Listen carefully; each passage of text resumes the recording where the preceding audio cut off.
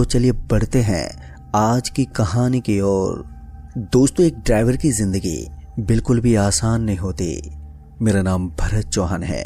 मैं एक loco pilot हूँ, लेकिन एक टाइम हुआ करता था जब मुझे खुद के पर्सनल खर्चे के लिए भी अस्पताल की एम्बुलेंस गाड़ी चलानी पड़ती थी। और इस एम्बुलेंस को चलाते चलाते मेरा सामना एक ऐसे हादसे से हुआ जिसके बाद से मेरी जिंदगी पूरी तरह से बदल गई। और फिर मैंने गवर्नमेंट जॉब की तैयारी करनी शुरू कर दी और फिर तब जाकर मेरी लोको पायलट की जॉब लगी। लेकिन वो कहते हैं ना, हर सफलता के पीछे कोई ना कोई कारण तो जरूर होता है।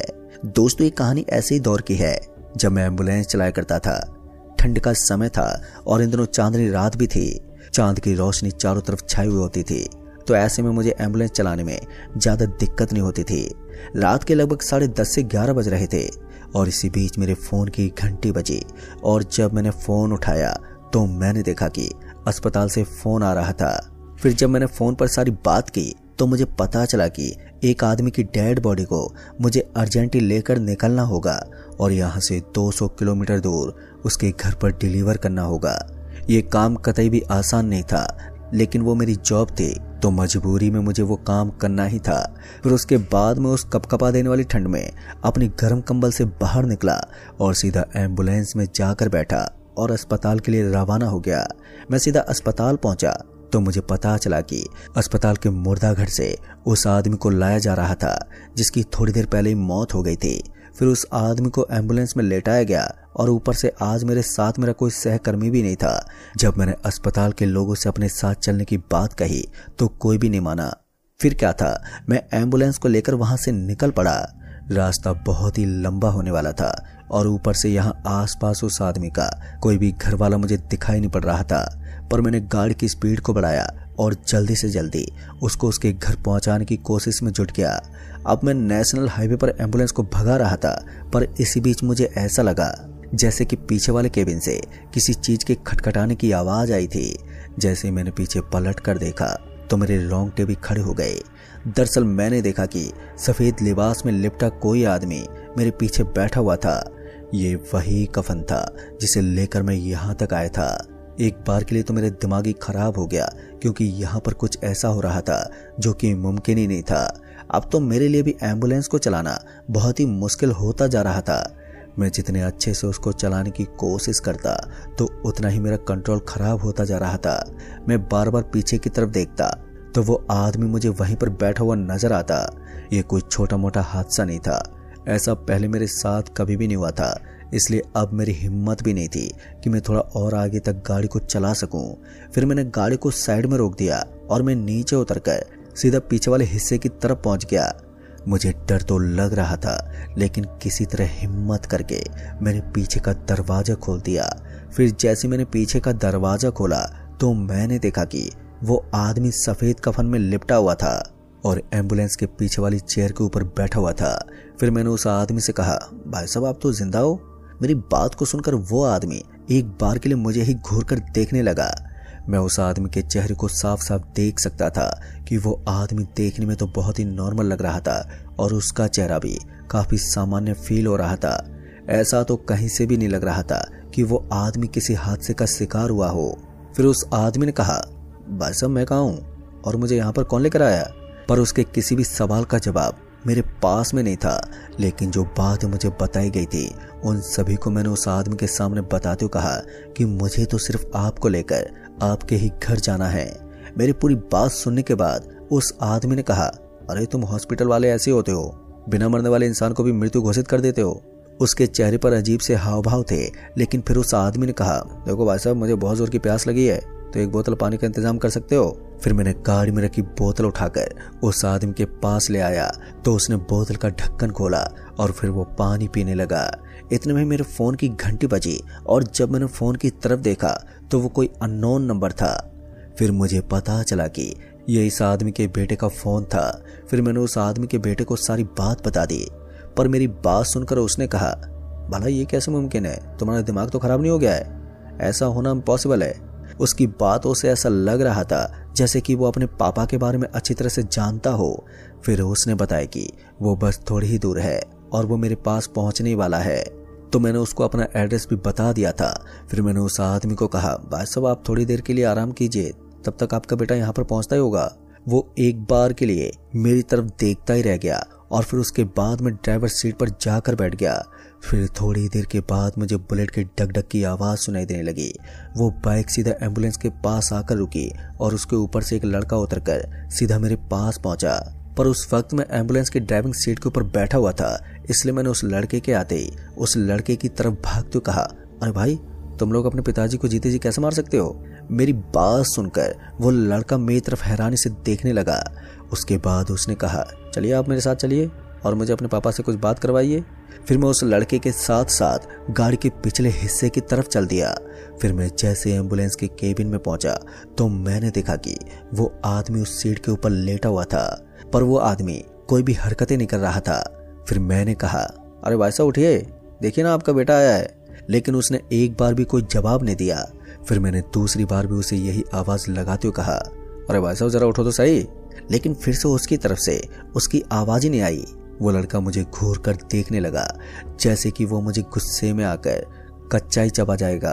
तभी मैं उस आदमी के हाथ पैर को टटोलने लगा, लेकिन मुझे महसूस हो रहा था कि उस आदमी का पूरा जिस्म ठंडा पड़ गया था और वो काफी अकड़ा हुआ था।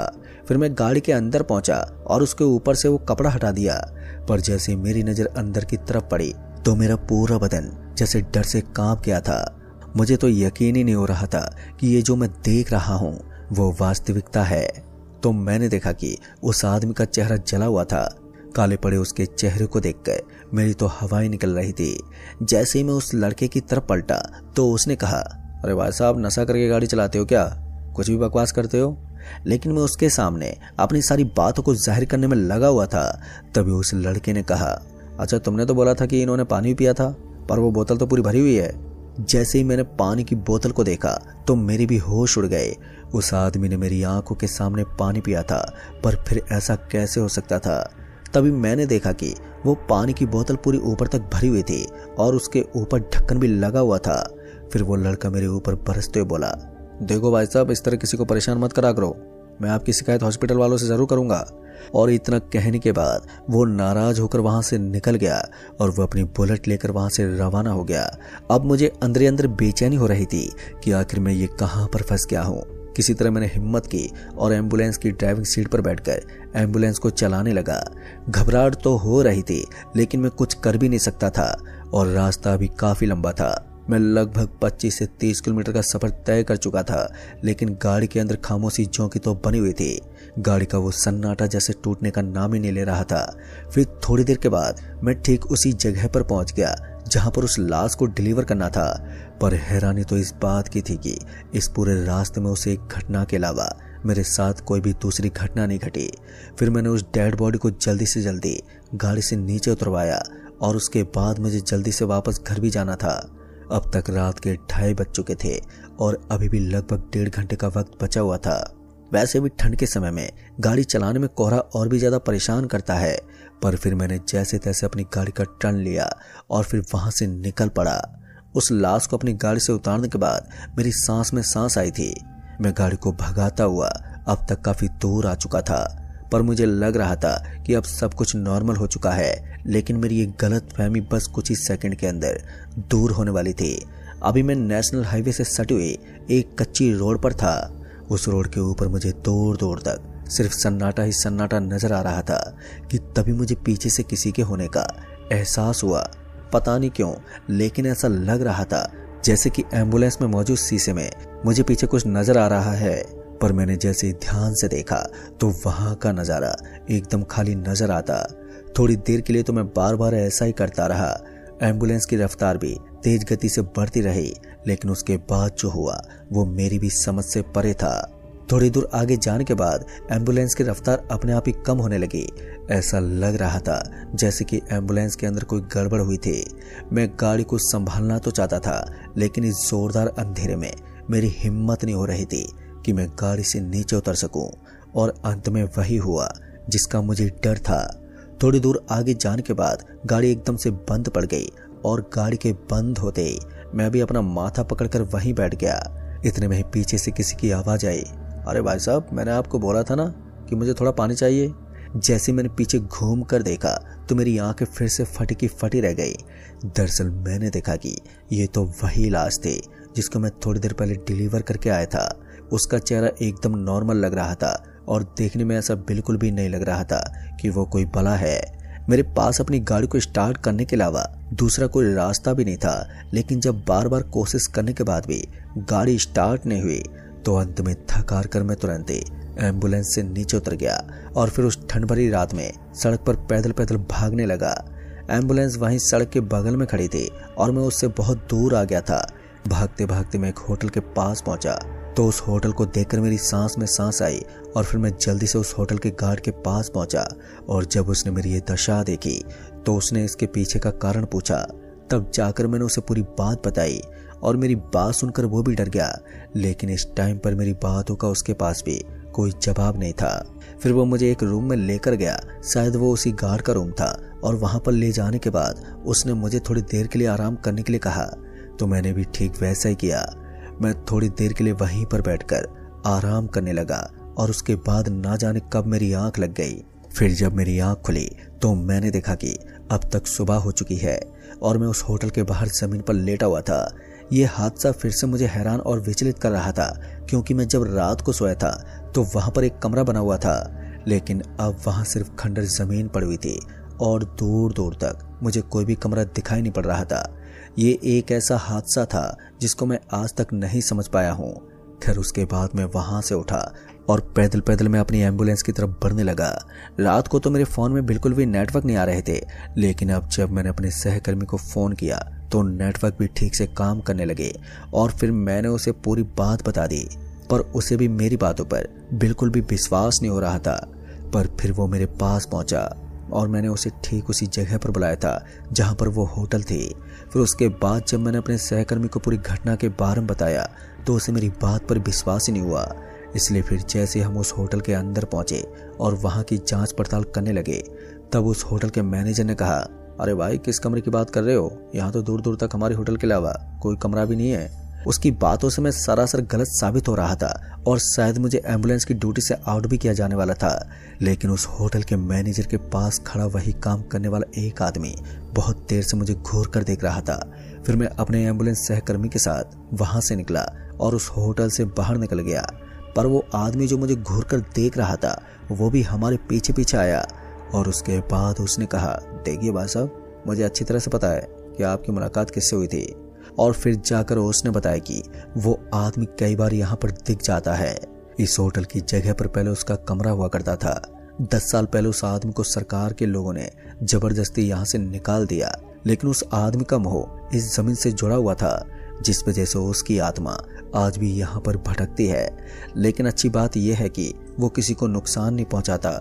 खैर दोस्तों, उसके बाद हम वहां से निकल गए क्योंकि अब सारा माजरा हमारे सामने था, लेकिन अभी भी मेरे दिमाग में उस लाश का वो ख्याल चल रहा था और मेरी बात पर कोई भी यकीन करने को तैयार ही नहीं था।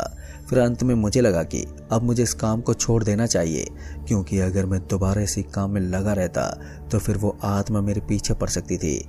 इसलिए मैंने उस दिन के बाद उस एम्बुलेंस के काम को हमेशा के लिए अलविदा कह दिया। तो दोस्तों, इस कहानी में बस इतना ही। कहानी आपको पसंद आई हो तो वीडियो को लाइक शेयर कमेंट जरूर कर दें। जल्द ही मिलूंगा ऐसी एक और खौफनाक घटना के साथ। तब तक के लिए बाय एंड टेक केयर।